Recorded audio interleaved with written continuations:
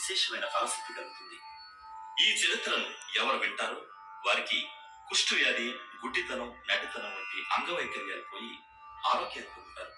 పిల్లలు లేని స్త్రీ ఈ కథని గనక నిర్మలంగా వింటే వారికి సంతానం కలుగుతారు. ఎవరైనా కొంటిగా హాస్యాలాడితే స్వామి ఆగ్రహంతో నటితనము, గుడ్డితనం కలుగుతుంది. ఇక పూజ విషయానికి వస్తే ముగ్గురు త్రిమూర్తుల్ని వేరువేరుగా పూజించాలి. నైవేద్యం సమర్పించి గంజాయిలో అగ్నిని వేయాలి. తాంబూలాన్ని 3 భాగాలుగా ఉంచి త్రిమూర్తులకు ఎడమ భాగంలో వినాయకుని ఉంచాలి. వినాయకుని ముందుగా పూజించి తర్వాత 3 దీపాలు వెలిగించి ఓ త్రినాథ స్వాములారా దయచేయండి అనాలి. అంతా సమర్పించి త్రినాథ స్వాముల వారి పాదాలపై పడి శరణు వేడుకోవాలి.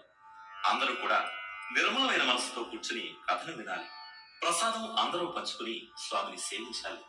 ఈ విధంగా త్రినాథ స్వాములు అనే త్రిమూర్తులను పూజించి తరించమని ఈ కథను సీతాదాసు, నేత్రదాసు చెప్పి ఉండగా మనం తరతరాలుగా ఆచరిస్తూ వస్తున్నాం.